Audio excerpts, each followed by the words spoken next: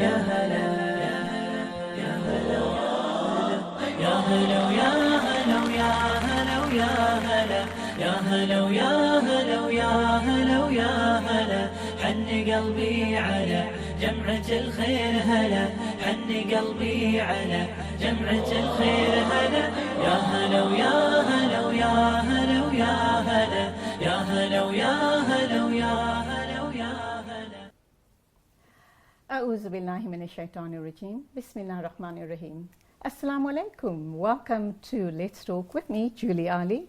This is the first in our series of a program for women, with women, about women. And in today's show, I have three amazing women with me. First off, it will be Rihanna Musaji. She's going to be talking about the challenges in her life as an educator and as she moved on when she took different paths in life. So she's here in studio with us to talk about all of that. And then we're going to be talking to author, and that is the author of a book called The Persistent Black Girl.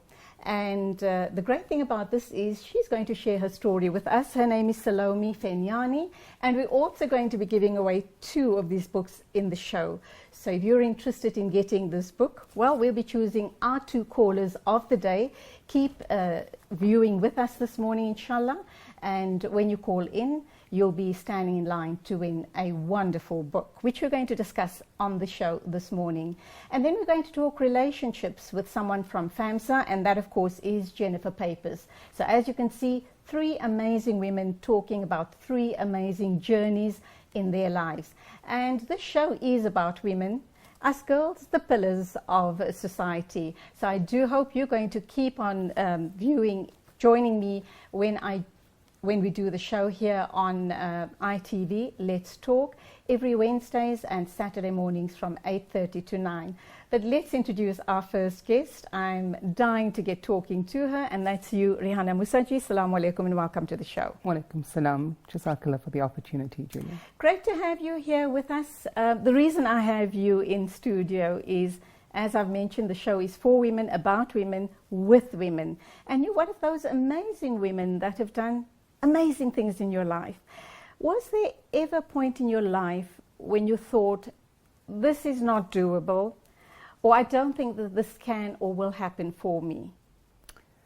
Well, Julie, I think life is very interesting. You kind of don't set out and necessarily plan it. Things happen and you get taken on journeys and in directions that you could never really have planned for. I think about yourself and your history, and let me be the first one to congratulate you on Let's Talk, this first edition. The role model you've been to many, many women from your days way back in broadcasting. People know the voice, now they have the opportunity to see the face behind the voice, and you would know, Julie, that life brings you opportunities in packages you could never have anticipated. And it's the willingness and the openness to actually go into the unknown that in many ways sometimes defines the experiences one has in life. Now, you've had quite a checkered career up to now. You started out in education and you're now running your own consultancy, Rihanna Musaji Consultancy. I kind of wonder what allowed you to make that shift and the challenges breaking into a very male-dominated world. So, Julie, I think we do live very much still in a world where everything about corporate life, about life in public sector, about life in business, about life in community tends to be defined from a very masculine perspective. And I don't think there's anything wrong with that.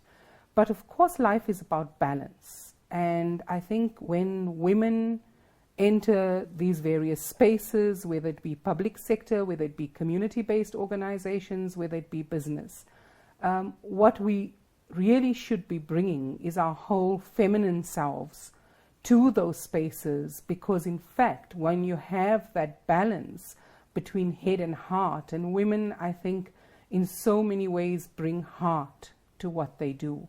Whether that's in the home front, whether that's on the career front, that we have a balancing of energies that's really important for society to remain stable. Talk to us about your history. I know, as I've said just now, you started out as an educator.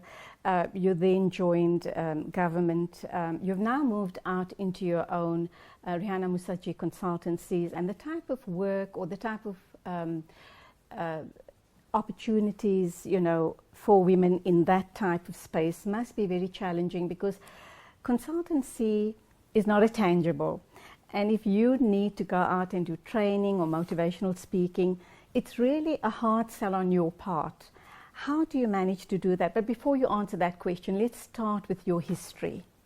So, Julie, as you've indicated, I graduated with a Bachelor of Arts in Education from Wits University, and held my first job at Nurul Islam Girls' School out in Lenasia, which was an amazing, amazing opportunity to work with young girls and young women at a very interesting time in the country's history. That was 1991, 92, that period, and I loved teaching, I loved education, but, you know, through a series of life events, a divorce at a very young age, a second marriage, and then the children came along. And teaching is an interesting fraternity.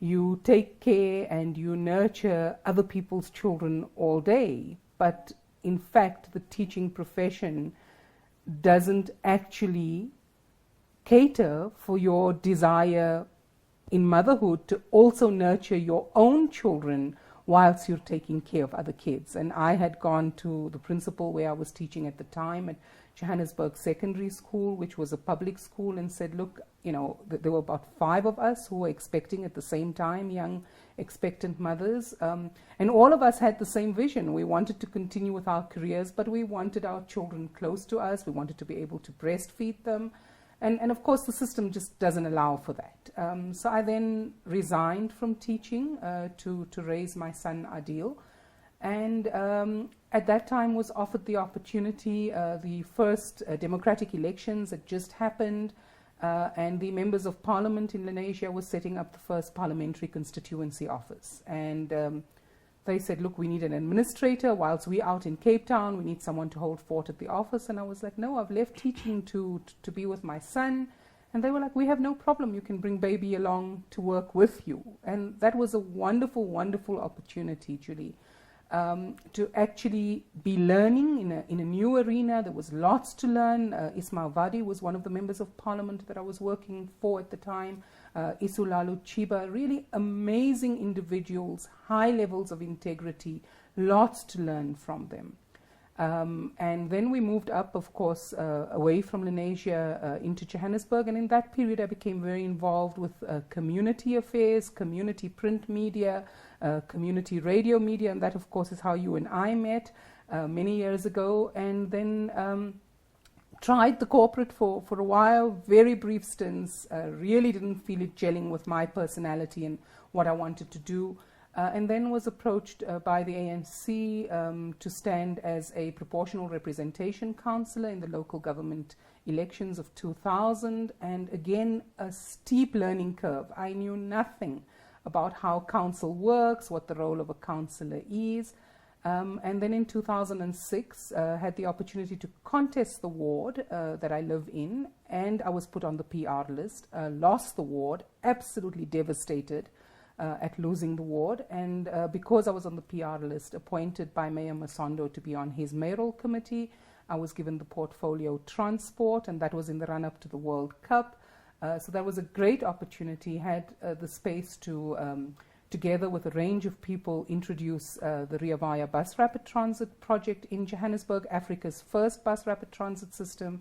And then in 2013, took the decision to head out on my own and start my own little business that would give me more flexibility because life was getting pretty much out of balance for me as a woman.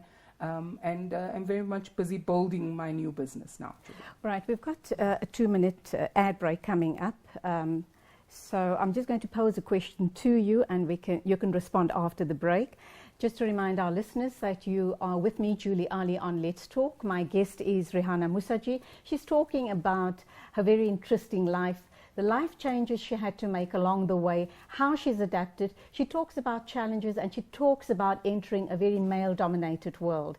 And just how to navigate yourself through that. But also, still to come in the program, we're going to be talking to author Salome Mfenyani. She has written this amazing book called The Persistent Black Girl. She is going to be joining us in the studio in a minute, or rather after the interview with Rihanna Musaji. And we also have 2 of these books as giveaways. So if you call in during the course of the interviews this morning, who knows, you might just walk away with one of these. And then we're talking relationships with FAMSA, and that is with Jennifer Papers. She is a consultant at FAMSA, and we'll talk about challenges in relationships and how we as women can overcome and be better at what we do, inshallah. But right now, let's get a word from our sponsors.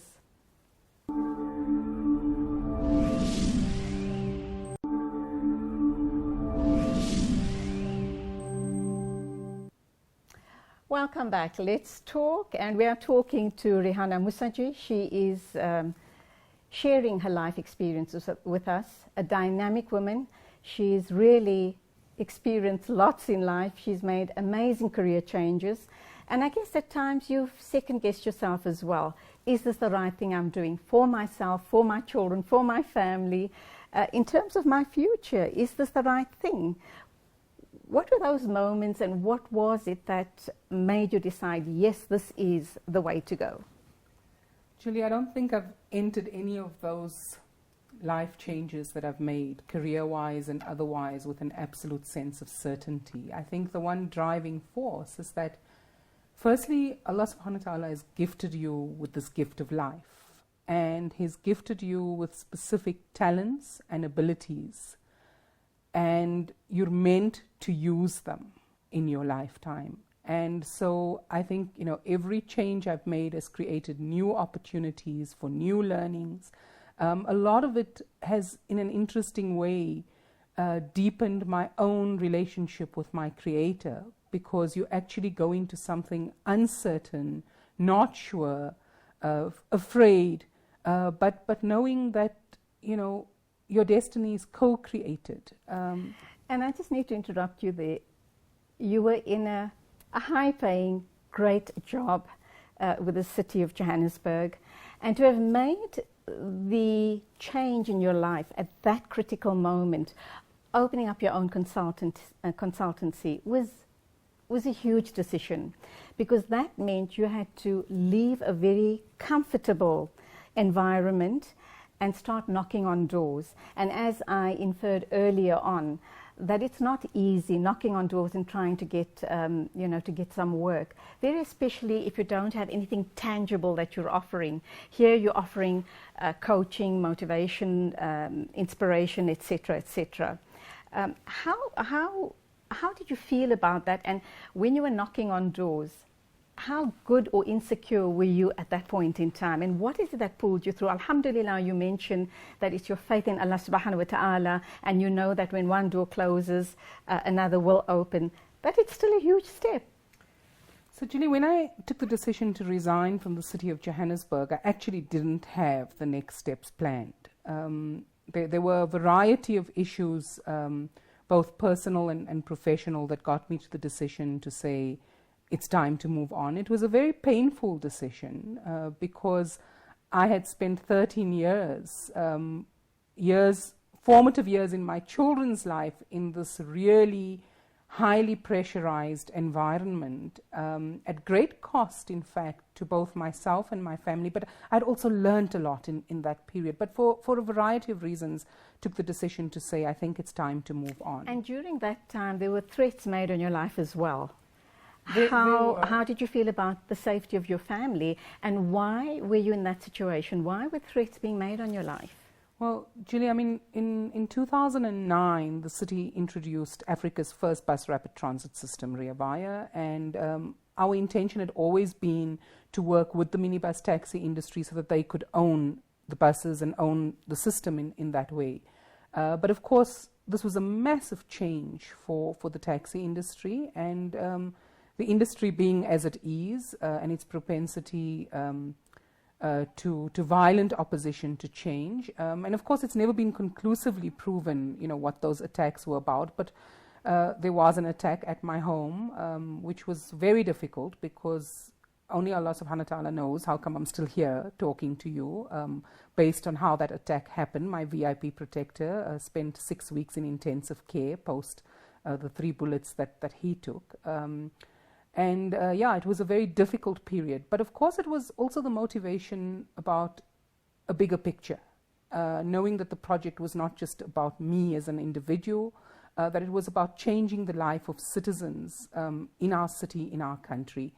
But when I took the decision then to move on, Julie, there was no clear path for what next.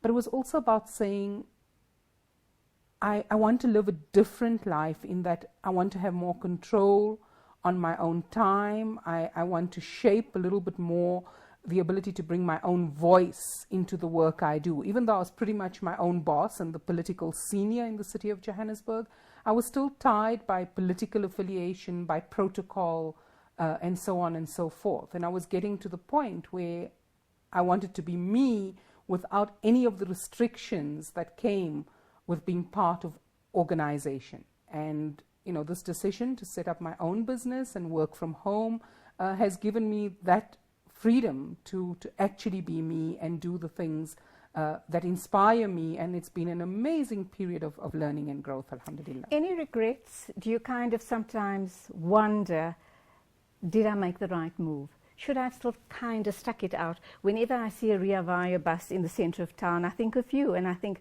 you were one of the architects of that system, and wonder where you could have been. Any thoughts on that? So, Julie, I think you get to a point in your life where it's no longer about the external. I mean, I used to have the title of member of the mayoral committee, good perks that went with the job, a stable kind of thing, at least between elections. But you get to the point where you feel that, and certainly my journey has been about wanting to spend more time with myself internally. And that decision to leave all of the external stuff and let go of it and go into the unknown. And this new journey has brought amazing opportunities for travel, for learning about food systems, about learning about systems and the way systems work. And it's been a whole new learning journey. So, alhamdulillah, I'm very pleased for my period of 13 years in the city of Johannesburg and the opportunities that brought to me as an individual and what I've learned. But I just feel like I'm on a new growth path with new opportunities, and it has a new set of challenges. But, I'm loving it, and it also frees me up to be able to be your guest here. And what a pleasure. Thank you for being here.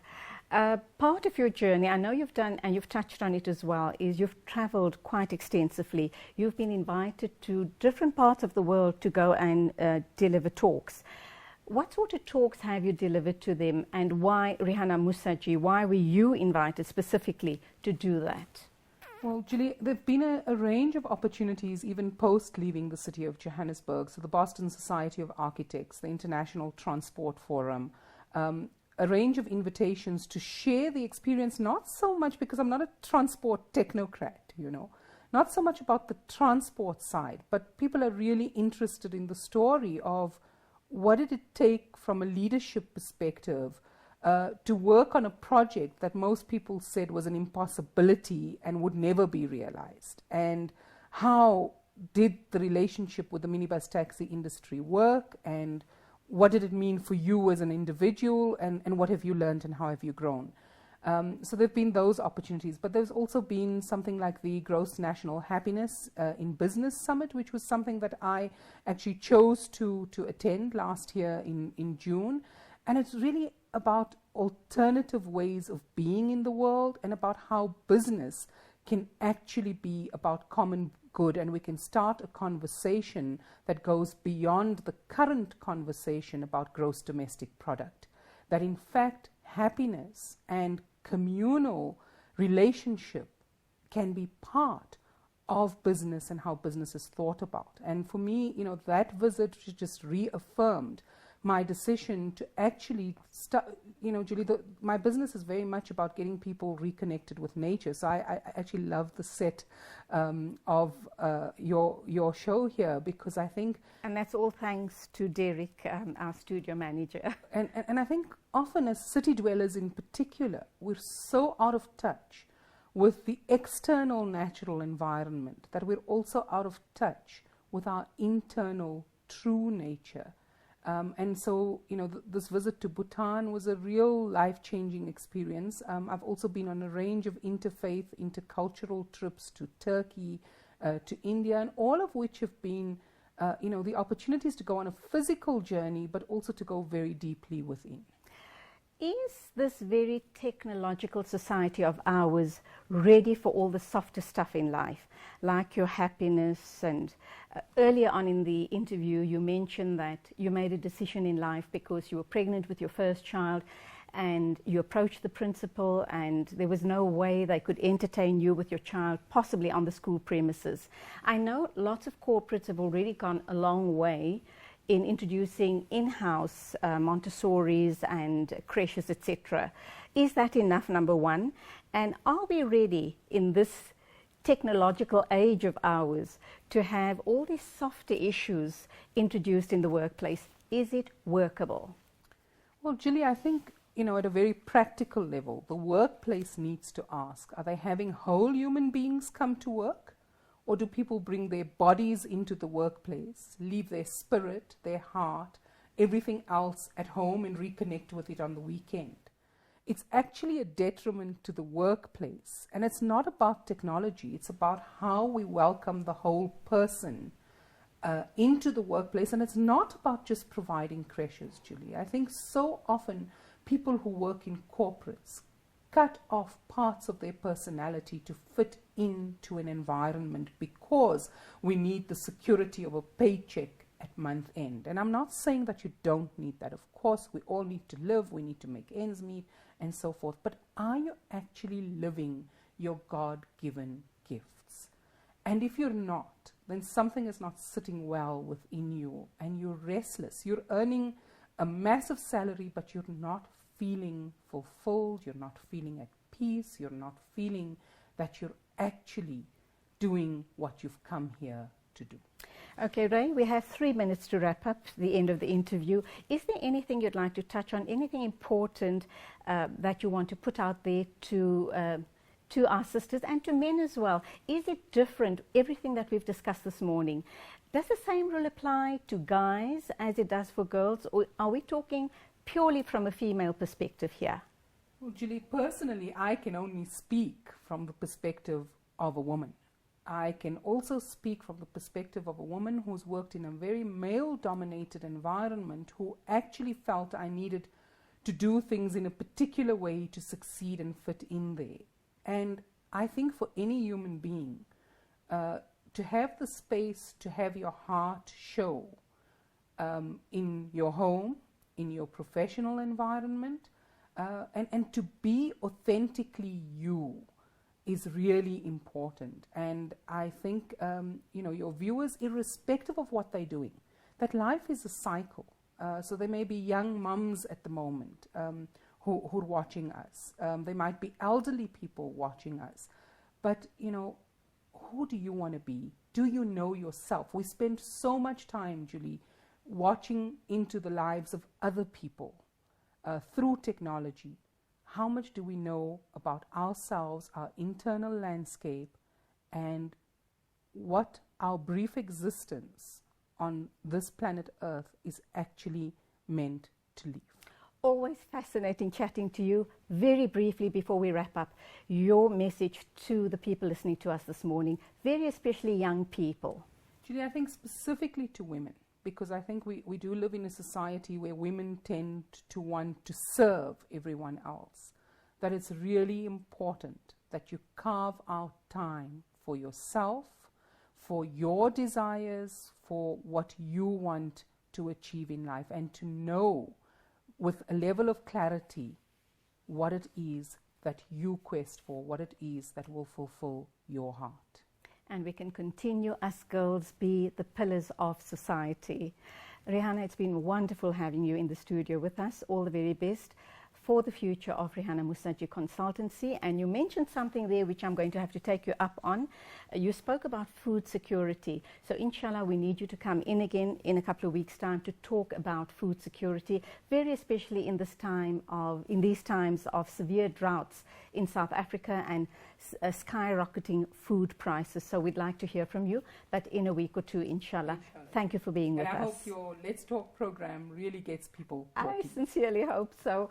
Well, there you have it, my first guest on my first show here on Let's Talk. Rihanna Musaji sharing her insights with us as a mom, as a wife, as an ex-teacher, as a woman from the corporate world and from government, now running her own business, Rihanna Musaji Consultancy. And basically, or rather underlying all of that, what she's saying is believe in yourself, trust your judgment, go make the choices you have to make, and even if they are the wrong choices, you're going to learn from it and you will grow from it. So I sincerely hope you've enjoyed that part of the segment. And just a reminder that we are going to have 2 giveaways of books in the show. So do call us. Let's have your thoughts. What is it that you'd like to see in future shows on Let's Talk?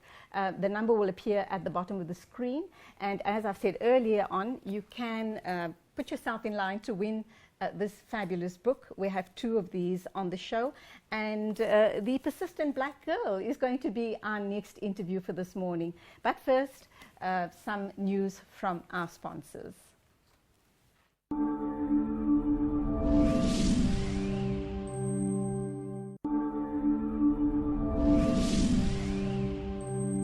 Assalamu alaikum. Welcome back with me, Julie Alli, on Let's Talk. And from one inspirational woman to the next. This show is about women, for women, with women, and I do hope you're going to be keeping us company. And inshallah, in this segment of the show, we're going to be giving away 2 of these amazing books. And of course, the author is sitting right next to me. She's going to share her story with us. But first, we have a caller. Assalamu alaikum to you. Oh, unfortunately, our caller has dropped the line. Do call in again. We're waiting to hear from you. So Rihanna Musaji spoke to us about believing in yourself, following your dreams, and despite what your choices are, wrong or right, you're going to learn from it and you're going to grow. So alhamdulillah for that. And she has had an amazing journey. Another amazing lady who's joined me in the studio this morning is this gorgeous woman, Salome Fenyani. She's the author of The Persistent Black Girl, but there's lots more to her than just this book. Welcome. Nice to have you in the studio with us. Thank you. Thank you so much for having me. It's such an honor.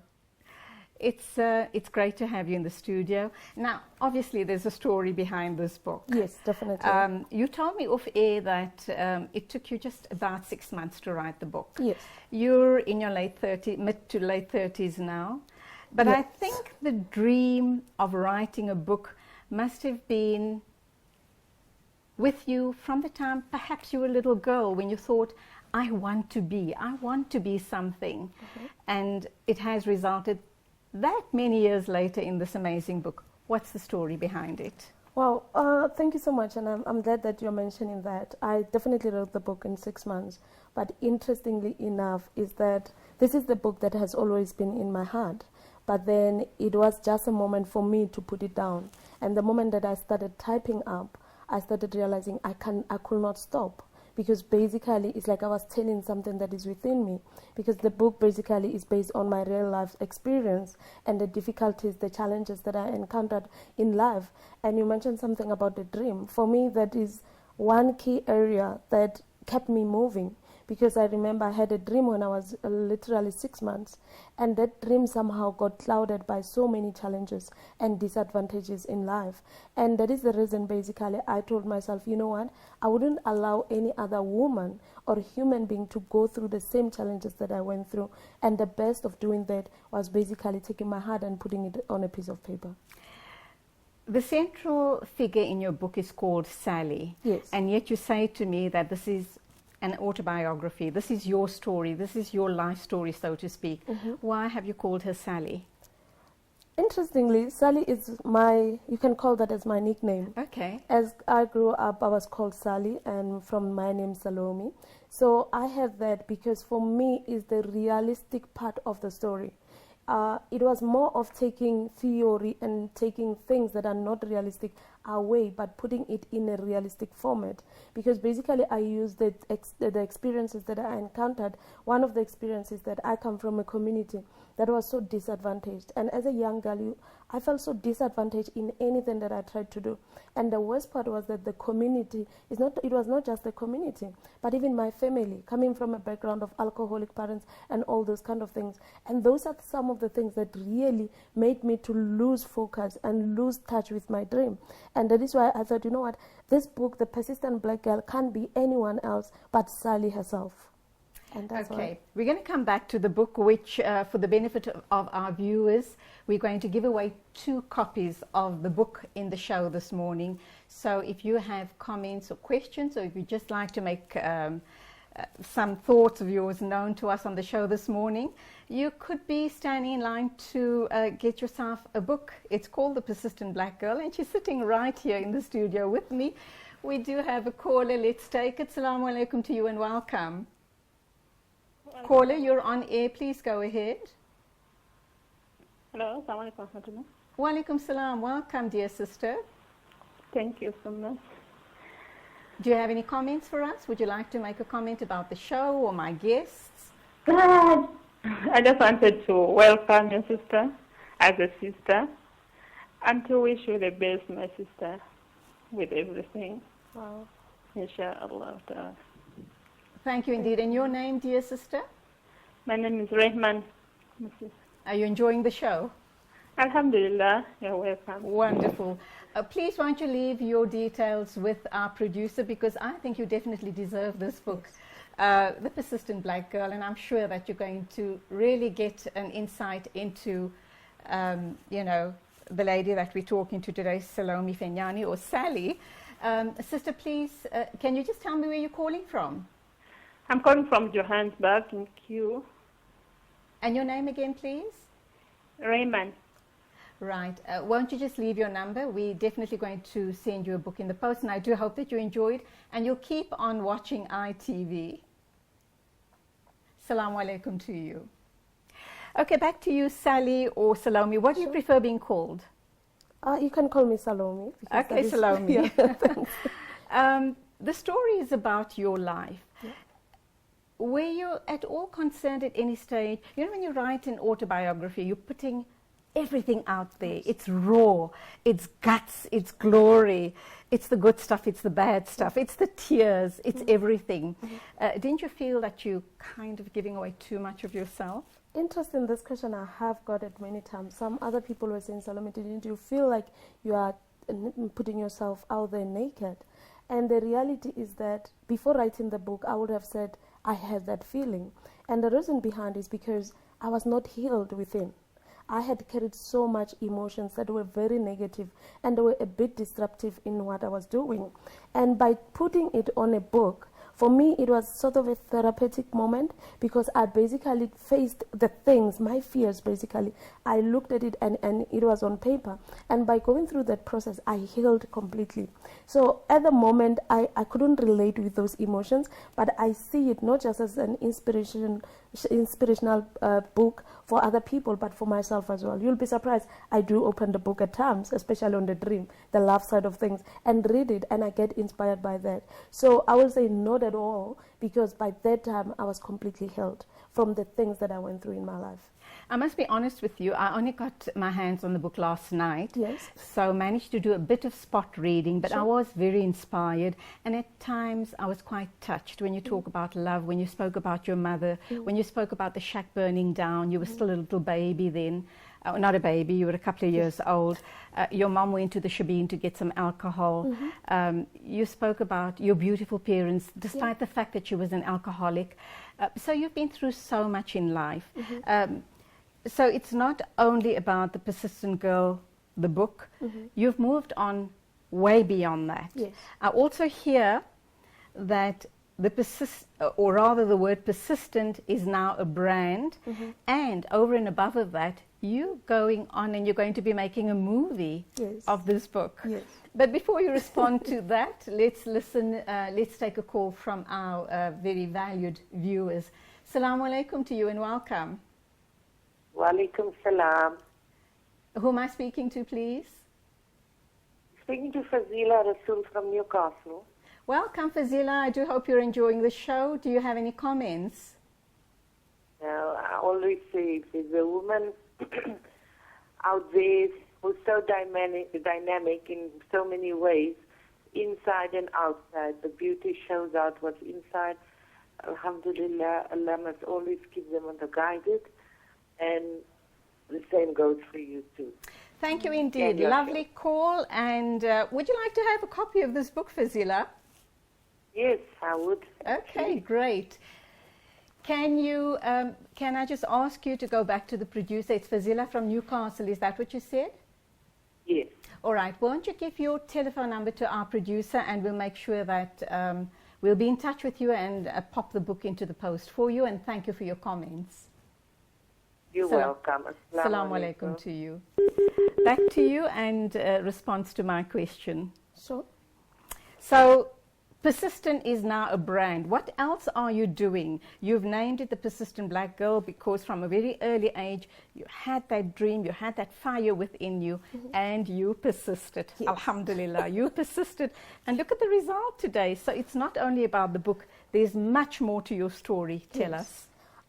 You're right, it's not about the book. I think it's about living the life after basically telling myself that I'm healed from the pain that I went through, from the experience that I had. And now it's more about taking the same courage and strength, because most of the time I think as women we underestimate the inner strength and courage that we have within ourselves. So basically I think what I went through kind of pruned me to be the person that I am.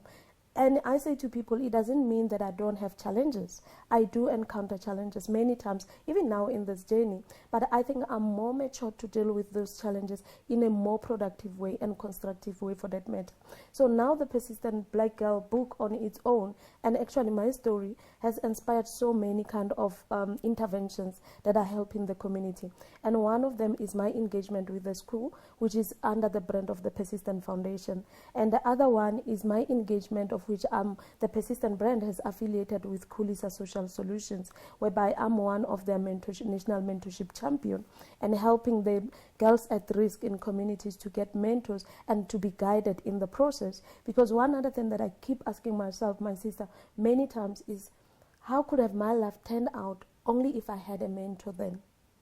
And that question sits so much to my heart, and I'm like, each and every one of the sisters out there, if we can hold the hand of one girl in need and the girl at risk, we can make a huge difference. And that is why I have the Persistent affiliation with Kulisa Social Solutions. And the other part that came out of this book is the filming of the story itself. Because of our engagement with the schools and other things, we are looking, and I'm working with the young, brilliant students on the production side of things that are driving this thing without anything but what we have within our heart is to make a difference and take ownership of our community development. And of course, lots of women that are engaged in this. So those are some of the things that I'm currently working on. Is it a women's only project, or are you going to get guys involved? We have a couple of guys on that. We do. We balance the equation. So we definitely have a couple of guys on the process that we are working on. So those are the things that I'm working on. And recently, many people ask me a question, Salome, how did you make it? And I'm open. I will tell you, gosh, now I can't take it anymore. At times I felt like giving up, even at this phase of my life, because it has been so tough. It has not been easy. But because I was driven, I've been driven by passion and driven by that inspiration that it has to happen, I continue doing that. And recently I've put together what we call the Persistent Discovery Workbook.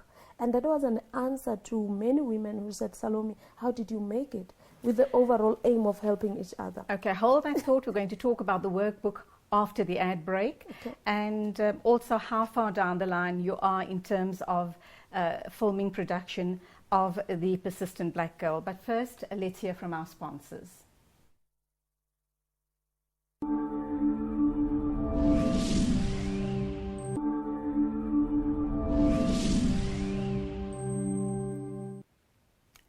Welcome back. This is Let's Talk with me, Julie Alli, and my beautiful guest is Salome Fenyana, the author of the book, The Persistent Black Girl.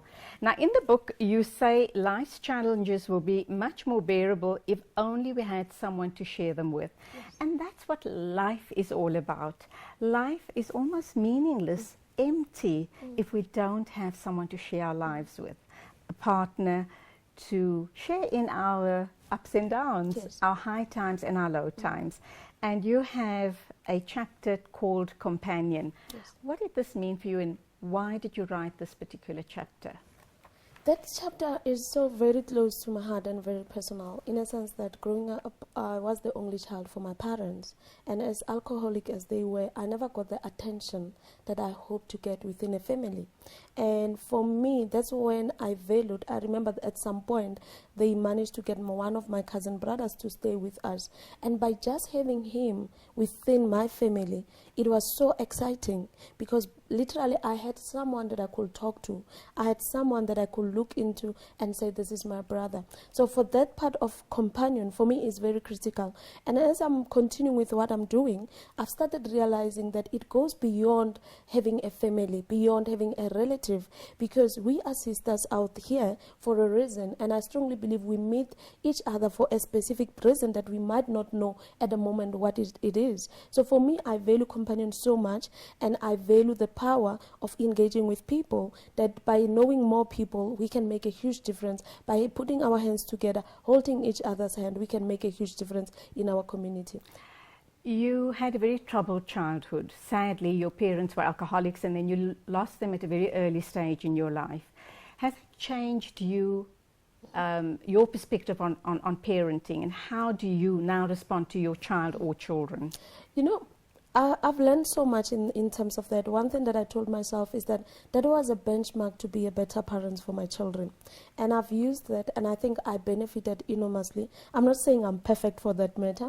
I'm trying my best to be perfect. I'm currently living with my dad. My mom is the one who passed away.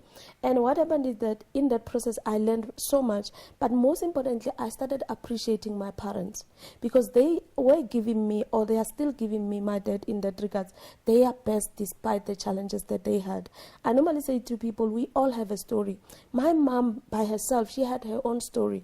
It's unfortunate I never got a chance to sit down and for her to tell me what was her story, what was driving her behavior, what led to her to end up doing the things that she has been doing. So one of the reasons is that my mom grew up as an orphan. And for that one, for me, is one thing that I learned when I was an elder person. And for me, I'm thinking and looking back is that, oh, my poor mom, she wanted something to fall on, but she never had that. And alcohol was the best way for her to deal with her own issues. So today I'm sitting here, I'm appreciate them. They gave me their best despite the limitations they had, despite the disadvantages that I had. And even today, my approach with my 3 kids is to give them my best. And my best, many times we think the best is defined by material. And I say no. I remember one day when I was kind of separated with my ex, there is another story there. I went home to the same home that I was not proud of, the home that was completely about to fall apart. But getting my mom, despite how drunk she was, that moment I needed someone to give me a hug. And her hug and feeling her heartbeat for me gave me so much hope. And I say to people, that moment, for the first time, the smell of alcohol meant so much to me. It smelled so sweet that I know she don't have anything. I know she's not perfect, but what she's giving me was her heart. And even today, I appreciate that. Is that why you're so passionate about mentorship? Yes. Because whether you are in a functional family or not, young people need guidance, and sometimes they resist and rebel against well-meaning efforts from their parents. So how can mentorship impact very positively on young people? And you spoke about mentorship as well, and I know it's close to your heart. Yes. I think mentorship can make a huge difference, especially when you start at high school learners, because that is where I made a lot of mistakes. And one of the mistakes that I made is that because of my thirst for love, my thirst for attention, my thirst for being part of a family, being part of someone's life, I allowed myself to be married when I was doing standard 9. And that is literally grade 11. And if I had a mentor then, I could have taken even a better decision in terms of actually instead of taking what I did. And I ended up having a child when I was doing grade 12. And I was young. I was very, very young. And today I'm sitting and saying, what I could have done better. Of course, my parents, it's not just about them being alcoholic, it's cultural influence as well. You have parents that they are not open up to talk about relationships and all those kind of things. But if you have someone that you can trust and open up to and talk about anything, whether I'm doing good or I'm doing bad, but I know this person will not judge me, but they will guide me through the process, I think that will make a huge difference to many young people out there. So that is why mentorship for me becomes one of the critical areas that I think, especially for us sisters, I'm now engaged in a program whereby we are looking for sisters to actually mentor young girls out there. We can make a huge difference because as girls we are most vulnerable and most at risk most of the time. So that is why mentorship for me becomes a very, very important thing. And I guess not only for young girls, for young boys as well, because they too are at risk of making the wrong choices in their lives. And if they have someone watching over them or guiding them, then hopefully they won't make the wrong choices in their lives. Because some of them do then come back on track, but you do lose some of them completely. They throw their lives away. Your workbook, you're very excited about that. Would you like to hand it over to me so I can put it up to the camera? This is the workbook we're talking about. I hope you can get a nice shot there of the workbook. All right, so great stuff. So what is this all about? It says masterpiece for masterwork. Who are you targeting as far as this workbook is concerned, and what is it all about? The workbook is basically targeted to those ones that believe they are here for a greater purpose in this world. And they find themselves in a position whereby they don't know the how part of it, like where to start and all those kind of things. So that is where the workbook is targeted at. It's not necessarily meant for women. Even male people can actually benefit from that. And what I do with it is that we have a session, a half-a-day session. Is this at schools or? No, it's outside, like with more elderly people than young people. Okay. Yes, I'm doing that. And then we have a session whereby I go through the session with them. And after the session, I then have to mentor people to achieve a specific purpose in a year. And the overall goal is to connect people with their master, our God, but most importantly for them to connect with their calling in this world. And that is why I ended up putting together the Persistent Discovery Workbook. Just give me a few quick examples of what I can expect if I sit down with you and go through this workbook. What would I learn from that? What would I go away with? One other thing is that most of the time we are used to doing things in a certain way. It can be cultural influence, background, experience, and the way we do things lead us to the result that we don't want. So the overall purpose of this is to challenge ourselves to do things differently. But the one thing that is key for me is to be connected spiritually, because most of the time we disconnect spiritually and we tend to do things without that spiritual and divine connection. So for me, that is the key things that comes into place. And it's amazing how people start changing behavior and start changing the way they do things. And the moment you start doing that, a slight change that you make, you end up finding yourself going towards the right direction in terms of achieving the things that you want. Interestingly enough, there are things whereby one gets to assess their context of life, spiritual, mental, physical, and all those kind of things. And basically they start prioritizing, and based on that they come up with a personal development plan that they work on. The reality is that I say to many people, people that I engage with on this should be people that are committed and willing to give it all for their own success, because it depends solely on the participants' contribution, taking responsibility and being accountable for their own actions. Okay, interesting. It sounds like it's all about goal setting, is it not? Wonderful. All right, so to you, our valued viewers, if you'd like to call in and perhaps you have a question for Salome about her book, about her dreams, about her ambitions, about her achievements, please do call in. Our number is at the bottom of the screen. And let's hear from you. Are you enjoying the show? What do you think about our guest? Are you inspired? Well, I certainly am. As I was sitting here, and in fact last night when I was doing a bit of reading, I thought to myself, I've actually been threatening for a long time to write a book. And I thought, well, if she can do it, why can't I? But I think the only thing that's holding me back is I'm going to have to bare my soul, and I'm not sure if I'm ready for that. But back to you. So come on, viewers, do call us. We'd love to hear from you. We've got about 4 minutes to wrap up time. Let's talk about your movie. You know, when you talk about a movie, you're talking big money. Yes. Now, how are you going as far as fundraising for the movie is concerned? Do you have backers already? And if you do have backers, are they going to call the shots? I'm sure it's your book. You have very definite ideas about what it is that you want to see on film. How do you kind of, you know, come to an understanding and make sure that your project is not hijacked? Yes. It's very interesting because, again, the persistence and resilience has been tested in this process. I'm working with young students from the university in putting that together. And at the moment, we are working at zero budget. I think faith comes into place into this because we are working with zero budget. But what we have achieved so far, it's great because we are sitting in the position whereby the book has been translated into screenplay. And the screenplay for me is very exciting. I love it. I'm looking forward to that. We are at the point whereby we are looking at our costing, but most importantly, identifying partners that will help us to achieve this goal. So this is where we are with the project, and we continue despite the disadvantages, the challenges, and even all the obstacles that we have encountered. But I believe in my heart that by just holding each other's hand, we will definitely and hopefully get the right people to help us achieve this goal. The book was written within 6 months. Who were the people that truly supported you? Because this is something you can't do on your own. To publish a book costs a lot of money, and again, it's knocking on lots of doors. Why is it, what is it that you've done differently that people believed in you and they invested and they actually published the book? Interestingly enough, the book is something that I self-published. Okay. Okay. Again, persistence and resilience pays off. Yes. And it's because of the first book that I wrote, I went through so much difficulties because people, when you are the first writer, they don't take you seriously. And I don't know the reasons behind, but I thank God I went through what I went through because I learned my lessons. And after that, I self-published the book. And I think the credit goes to all the people that contributed in this book. And again, it goes back to the people that you network with. I had another guy from Lesotho who had put the illustrations together for me. I had groups here that had supported me in terms of getting the book edited and all those kind of things. So I had a very good network in making the process very more manageable.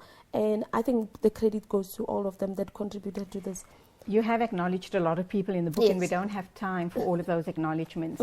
But when you self-publish, and I know it's different from person to person, but what is the ultimate goal here? Is it to tell your story, or is it to make money, or is it both? For me, money was the last thing on the list. Even today, what I do, money has been the last thing. And I know many people say, Salome, why? You should be thinking of that and other things. I think it was not money at all. Of course, people buy the books and something comes in. But the overall intention was to inspire people. And I think that is what driven me to continue with it, despite the limited resources. How have the big book sales been going up to now? I can confidently, and by the way, I'm not yet on the bookshelves, but I can confidently say at the moment I've sold over 2,000 books, and thanks to my fans everywhere, thanks to people like you who really looked at me and saw something great within me, or sometimes of which I tend to lose. So at the moment I will say definitely I sold more than 2,000 books. Wonderful, and I do hope that you grow from strength to strength. We're going to be wrapping up in about 2 minutes' time. Your message to young people listening in, and people like myself out there promising and threatening to write a book, or wanting to change my life in a certain way, or resolving to do things differently, etc. What's your key message for the day? My key message for the day is that you can lose anything and everything in life. And most of the time we find ourselves losing material things. And we put so much value to things that are not of such value. One thing that I will say to the viewers there, never ever lose hope on yourself. Because the moment you lose hope with yourself, you basically lost touch with your own God. So the moment you have hope, it doesn't matter how the situation look like, you will overcome that and you will break any wall that stands before you. So one thing out there, viewers, never ever lose hope. Sometimes you find the situation looks so hopeless. I've been there. I know how it feels. Just look up and look for a very small glimpse of light, and let that crack makes you believe that tomorrow will be better than today. And that is my message. Absolutely. And we as Muslims, we know that it's Iman, our firm, unshakable Iman, that makes things right in our life. Allah subhanahu wa ta'ala is merciful and is our protector, and is there for us all of the time.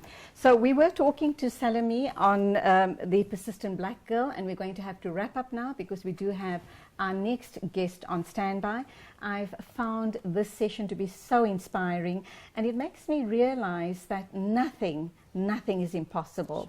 And this show is about women, for women, with women, and we know that us girls are the pillars of society, and we are the women standing behind the successful man. So girls, the show is for you, about you, and we'd love to hear you. Do call in. The line, studio lines is scrolling at the bottom of the screen. We'd love to hear your comments.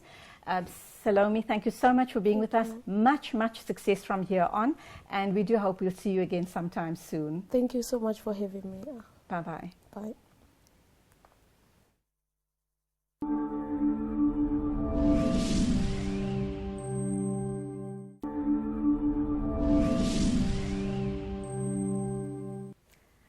Assalamu alaikum. Welcome back. You with me, Julie Alli, on Let's Talk. We're into the last half hour of our segment, and I do hope that you've enjoyed the show thus far.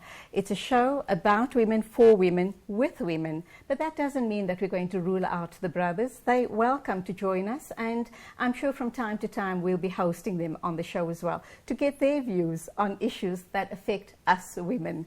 But today we're now going to talk in this last half hour with a social worker. Her name is Jennifer Papers. She's from FAMSA.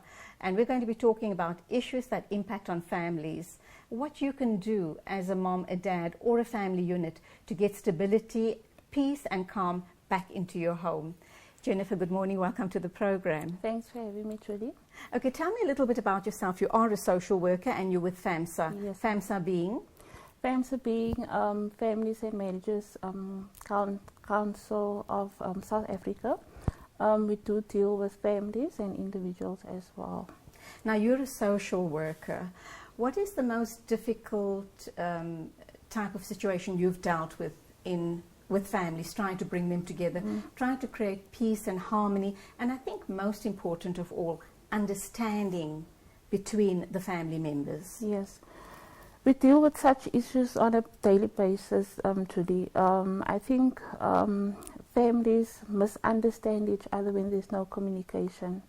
A lack of communication plays a big role within families. You normally find that parents, they work long, hard days, and the kids are at school, and parents come home and they're exhausted, and there's just no time for them to even ask, how was your day at school? So there's that loss of, what happens in my child's life during the day. And so there comes creeps in the misunderstanding and kids feeling like their parents don't love them because there's just no time or they don't make the time to find out what's happening with you. You mentioned the key word, communication. Now, we know that if you have open lines of communication between family members, and I guess everybody in life, things would be so uncomplicated, yes. Things would be so easy, and yet it seems to be the hardest thing to do, because in the process of communicating, there could be so much of misunderstanding, and that just adds to the problem. Yes. What is the trick to open, effective communication with your children, with your loved ones, family members, etc.? I know people often say what you mean, but sometimes saying what you mean could be very harsh. So what's the trick? What's the key to that? It's not always about what we say, it's how we say it. Okay. So we need to find a balance with that as well. We often just want to say what we want to say, but we don't count our words. And so especially with our kids as well. So often we find that our kids go outside of the home to ask questions, or find the questions from friends, but then, or the answers from friends, yet they the same age, they won't be able to answer each other. And so the parents should really find or be flexible in the way they communicate with our kids. Yes, we're grown-ups, and we want our kids to know that we the people who discipline, but we don't have to discipline in harsh ways. There's ways that we need to talk. Shouting at each other, I often say, when you shout at me, I won't hear a word that you say. And so you find that in a household we tend to shout at each other, and there's just no understanding between it. To sit down with your kids, explain, because at the end of the day they're human beings as well with brains, and so they would want you to sit and talk to them as if they were human beings as well. And I guess they feel undermined a lot of the time. It's because our communication channels are so wrong. Of course, yes. It's the talking down approach, and I guess teenagers hate that, and that's where all the trouble starts. That's the beginning of all of our problems going forward. Exactly, Judy. That's exactly right. Hence, I said that often our kids find comfort outside of the home, because then they feel that talking with a friend it's better than talking to the parents, because often they feel that heard.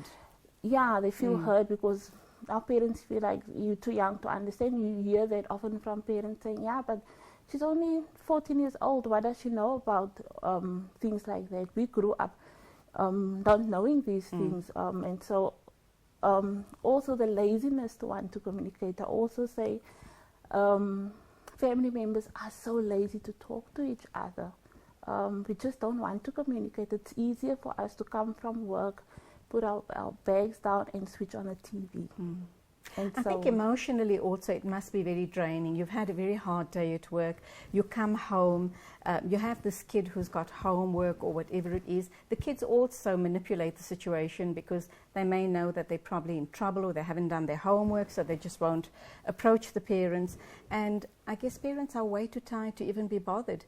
You just kind of accept that. You ask the kid, have you done your homework? Are there any issues we need to discuss? And they'll say to you, no, everything's good. And you accept it because you yourself are so tired.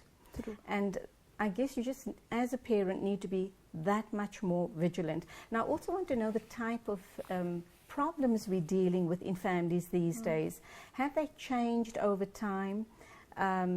Are they more profound? Are they more serious? We know there's huge drug problems. Or is it really the same old issues around peer pressure, issues around strict parents or very lenient parents, issues around giving your children too much too soon? But before you respond to that, just something to our viewers. We're into almost the last 10 minutes of our show this morning. I sincerely hope that you've enjoyed it, but if you do want to call in and make some form of contribution, we'd be happy to hear from you. Our line is at the bottom of the screen, and we'd love to hear from you. So any comments or questions you have, do call in and let's hear from you. So back to you, Jennifer, the questions that I've just put to you. Yes, Judy, often within our families, as you said, parents are exhausted themselves. The issues that we do find these days, they are very, very, very different from the issues that we've had about 30 years ago. We've got technology going. Life has changed. Life has changed a lot, and kids have their own minds and opinions, and they want to speak their mind, and there's all this information out there that they get from the outside world as well. And so if my parent grew up 30 years ago, which is so vast different from what I'm experiencing today, yes, of course there would be misunderstandings and conflict within the home, because as I've said, I've grown up a certain way. Why are you doing? And this is why it's so important for parents to get the information, to make sure that they always stay updated with the world today. It's not a matter of I'm not interested in Facebook because we didn't grow up, but you have to, in order to make sure that your kid is safe as well, and to know what information the world is feeding your child. And with that said, here's this, with technology comes things such as sexual abuse as well that's going on. Kids being involved in sexually, cyberbullying, exactly, all of those sexual things. abuse over the net, etc. Yes, So yes. all of those dangers are very real, and we It's as very parents real. need to be aware of it and educate our children adequately so that they're able to deal with these situations. Now, would you say that there's a difference in the type of children from a stay-at-home mom to a working mom? Or is it really about the quality time that you spend with your children? You've hit the nail right on the head, Julie. It's all about the quality time that we spend. You can be a stay-at-home mom all you want or all day long, but if you don't have or put aside that quality time for your child, it really doesn't matter, you know, because you can have a mom that goes to work all day long and come back, but is able to put aside at least maybe 15 minutes of her time that would make the child so loved and wanted and feel like they belong, versus the mom who stays at home and there's just no quality time spent because she's too busy with the everyday chores and things that need to be done around When home. should the red flags go up in terms of a problem in your family? You know, I may feel that we need help desperately, but when would I know that there's problems in this family? And how would I know that it's just not an issue with myself or my husband, or whether this is a family matter? And then also, men generally are very reluctant to go for counseling and therapy. They kind of think that it's not a man's thing. It's very, you know, very soft and sissy-ish almost. Red flags should go, there's two sides of it. It's very funny, but there's two sides of it, because red flags should go up once there's no communication at all. But red flags should also go up if there's too much conflict going on, if people are forever shouting back and forth at each other, and there's just no peace in the home as well. So there's no balance. If there's not a balance, it means it's easy for something to tip over. And so there's two sides. So it's either there's just completely no communication, and that's most of the problems that we encounter when we deal with our families, or there's just too much conflict going on within the home. And so yes, you are right. When it comes to that, men in the family, it's always mostly the woman that comes and say, you know what, I've got this issue within my family. For instance, me and my husband, we have not spoken for 2 years. And that's very real for us on a daily basis. How is it that two people living in the same home is not talking to each other for 2 years? And so men are reluctant because they feel that they are the heads of the household, and so they're the ones who can, you know, deal with the situation and sort it out. They don't need an outsider coming inside of the house to hear what the issues are and deal with And to know them. their business. Exactly. And so that's another problem. People in general are reluctant to want to come out because they don't want people to know their business. But fortunately, with the Family Life Center, I always encourage our clients, because I always say, I don't know you, you don't know me, and that's the best, you know, part of the counseling that we have. I cannot go next door and tell them that Susan is going through 1, 2, 3, because we just don't know each other, and whatever is said within that room stays there. So confidentiality for us is very, very much a key when it comes Would to it work if a couple are having problems? Husband is very reluctant to go for counseling. The wife goes on her own and she then gets counseled. Is it, you know, is she not wasting her time? Because he's not going to change his behavior. Her behavior might change, but she's not getting buy-in from him. So is she wasting her time? Julie, it's all about empowerment. If the husband is not willing to want to, then you need to get the information and the empowerment then to decide what it is that you want to do.